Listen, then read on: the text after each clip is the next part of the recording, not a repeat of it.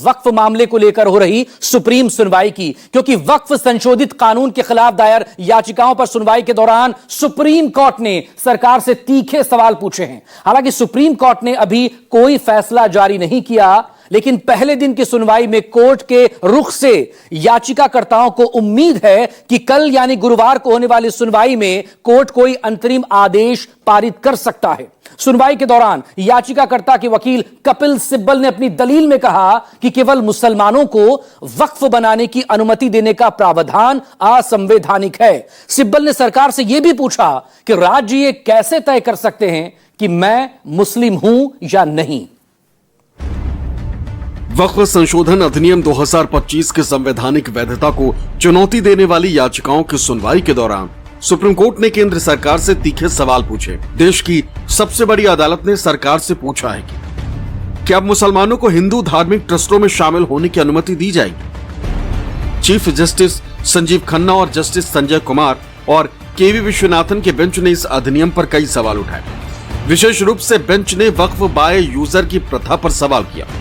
Waqf by user का मतलब है कि अगर कोई संपत्ति लंबे समय से धार्मिक या धर्मार्थ कार्यों के लिए इस्तेमाल हो रही है तो उसे वक्फ माना जाएगा, भले ही उसके कोई औपचारिक कागजात ना हो। पीठ ने कहा कि आप ऐसे वक्फ बाय यूजर को कैसे रजिस्टर करेंगे, उनके पास क्या दस्तावेज होंगे। इससे कुछ चीजें बिगड़ सकती है। हाँ, कुछ दुरुपयोग भी हैं, लेकिन कुछ असली मामले भी हैं। मैंने प्रीवी काउंसिल के फैसले भी देखे हैं।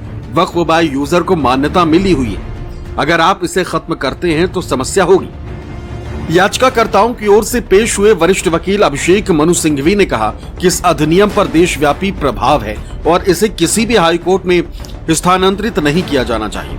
वरिष्ठ वकील हुजैफा अहमदी ने कहा कि वक्फ बाय यूजर एक लंबे समय से चली आ रही इस्लामी प्रथा है और इसे खारिज नहीं किया जा सकता।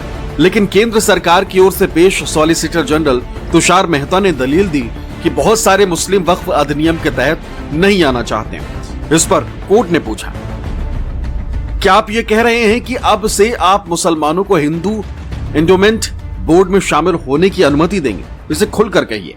जिन संपत्तियों को एक सदी पहले वक्फ घोषित किया गया था, उन्हें मनमाने ढंग से दोबारा वर्गीकृत नहीं किया जा सकता। विधानमंडल किसी फैसले, आदेश या डिक्री को शून्य घोषित नहीं कर सकता। आप केवल आधार ले सकते हैं। इससे पहले याचिकाकर्ताओं की ओर से पेश हुए वरिष्ठ वकील कपिल सिब्बल ने तर्क दिया कि केवल मुसलमानों को वक्फ बनाने की अनुमति देने का प्रावधान असंवैधानिक है। राज्य ये कैसे तय कर सकता है कि मैं मुस्लिम हूं या नहीं और इसलिए वक्फ बनाने के योग्य। सरकार ये कैसे कह सकती है कि केवल वही लोग वक्फ बना सकते हैं जो पिछले 5 वर्षों से इस्लाम का पालन कर रहे हैं। सुनवाई के दौरान बेंच ने कहा कि इस मामले में कुछ अंतरिम आदेश पारित करने पर विचार कर रहे हैं। पहला यह कि अदालत ने जो भी संपत्ति वक्फ घोषित की है उन्हें डिनोफाइड नहीं किया जाएगा। हम उस प्रावधान पर रोक लगाने पर विचार कर रहे हैं जिसमें कहा गया है कि अगर किसी संपत्ति पर विवाद है कि वो सरकारी संपत्ति है तो जब तक नामित अधिकारी विवाद का फैसला नहीं कर लेता तब तक उसे वक्फ संपत्ति नहीं माना जा सकता। कोर्ट उस प्रावधान पर भी रोक लगाने पर विचार कर रहा है जिसमें कहा गया है कि वक्फ काउंसिल और वक्फ बोर्ड में 2 सदस्य गैर मुस्लिम पदेन सदस्य के अलावा होने चाहिए।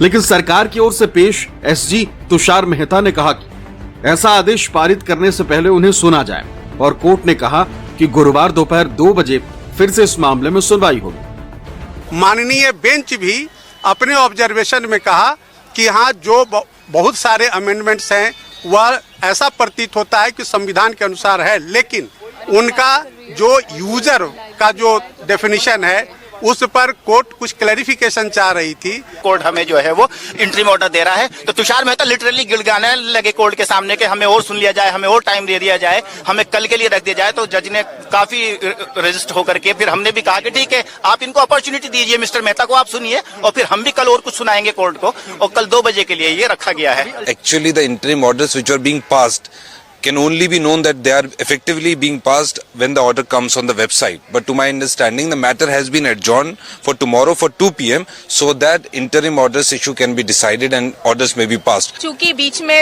न्यायालय ने कहा कि वो नोटिस इशू करेंगे, पर हिंदू पक्ष के द्वारा आपत्ति करने पर जो सुनवाई है उसको दोबारा से कल रखा जाएगा और हमें पूरी उम्मीद है कि स्टे नहीं लगेगा। कई सौ साल हो गए हैं वक्फ यूजर इस्तेमाल करते हुए वक्फ पे, तो इसमें पूरी तरह से हमें उम्मीद है कि इसमें हमें राहत मिलेगी। हम लोग बहुत मुतमईन हैं।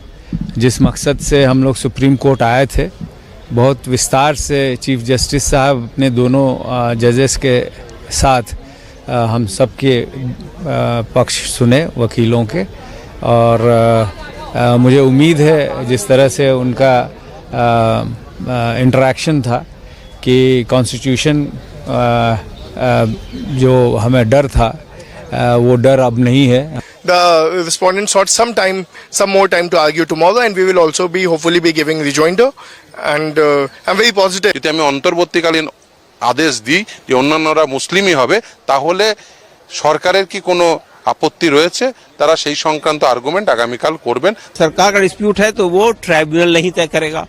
उसके लिए पहले कलेक्टर की बात की थी, अब डिजिग्नेटेड ऑफिसर की बात कही जा रही है। तो ये जो मतलब अगर डिजिग्नेटेड ऑफिसर है वहाँ पे और सरकार ही अपॉइंट करेगी तो वो किसके पक्ष में फैसला करेगा?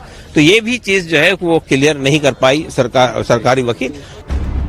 वक्फ संशोधन अधिनियम 2025 संसद के दोनों सदनों से पास हो चुका है और उसे राष्ट्रपति की मंजूरी भी मिल चुकी है, लेकिन मुस्लिम संगठनों समेत विपक्षी दल भी इसका विरोध कर रहे हैं। इस एक्ट को चुनौती देते हुए कुल 72 याचिकाएं दायर की गई।